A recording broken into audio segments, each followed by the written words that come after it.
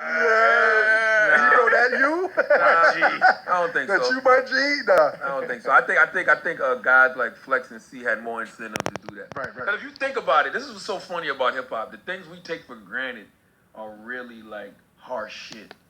Like Mr. C was out here getting he was a serial purchaser of penis. And he was getting called out for it all the time. Like we was calling Flex out for beating on women. Like these are hellified allegations, right? Yes. So yeah, you would have some incentive to send some people to go fuck somebody up too. Not saying that they did it. I don't know, you know. But hey, if they did, I would totally understand. Yeah, so shout out to Mr. C, because that's my dude too. You know what I'm saying? They legends. Yes, sir. No shots, nothing. I would never take away the fact that Funkmaster Flex and Mr. C are legends. Yes, sir. I'm not vouching for nobody else on that side, but those two, absolute Verified. legends. Yes, sir. But sometimes your idols become your rivals. Of course. It's just the way the game goes. Iverson had to cross up Jordan sometimes. Of course, man. Broke his ankles. You got to do it. Broke those ankles. We competing. Yes, sir. And I'm sure they feel the same way. Of course.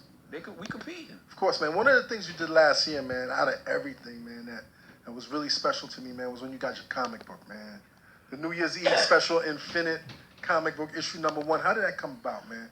You on Marvel Comics, man. I'm a huge fan of Marvel. I got a Wolverine tattoo on my right arm. Is it a janky one? It's a janky It's one. janky. It's janky. My man T Willis the illest, because in South Carolina tattoos just became legal in the past few years. You gonna fix that shit, man? Yes, I am. I just don't have time, and I don't know. I'm older now. I don't know if I have that pain threshold. Right. I don't know, but I want to.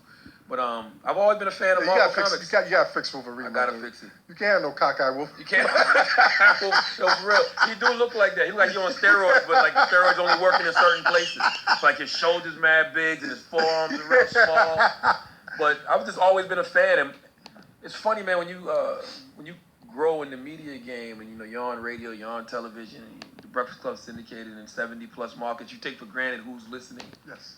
You don't know who's listening. You don't know who's listening. All. You don't know who's watching your social media. Yeah. So it's like Marvel was always watching me and knowing that I was a fan. So one day they hit me up like, yo, my man Chris Robinson, he was like, yo, I'm a big fan of the Brilliant Idiots podcast. Why don't you come down to Marvel? I'm like, what? Paige, clear the schedule. Let's go. I'm going to Marvel tomorrow. And I'm in Marvel and they just giving me a tour of the building. And it's life is so funny because there's mad people up there that work from South Carolina, that are from South Carolina. That's crazy. Like my man, Blake, he's from South Carolina, and it's like we all just built a connection. Like my man Sanford Green, who actually draws for the Power Man Iron Fist comic book. Oh, he's an ill artist. He's from Columbia, South Carolina. That's an ill pen. I'm not sure if I'm comfortable with that pen yet because it's so off the meter. But he did my illustration for my book. Oh yeah, so he has different styles. He has different styles. Because I like the art in your book. Yeah. But the Iron Man Power Fist is mad quirky, man. Yeah, he's dope. I think he's dope. Right. But what he did for my book was really dope. But I mean, it's just the South Carolina connection, and they just knew I was a fan, so they was like, hey, we want you to do a comic book. And what was crazy to me, they said that whenever they get somebody to do a comic book, nobody ever pushed themselves in the comic book. I'm like, who else would I put in the comic book? But like, you. Yeah, I want that look. I'm gonna put me in there. I'm gonna put Wax in there. No, I gotta thank you for putting my name in there. Put your name in there. Andrew was in there. Yeah. That was dope. I wanted Jesus Romero was supposed to be the dude sitting on the stoop, but they didn't sign the contract. Right. Like, they didn't give me the release. Yeah.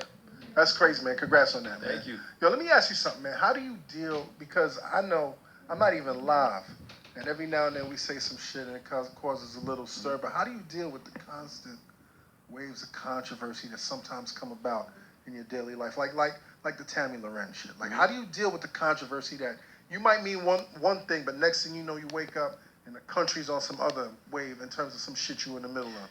You just got to deal with it. I mean, personally, I'm not above any critique from my community. Right.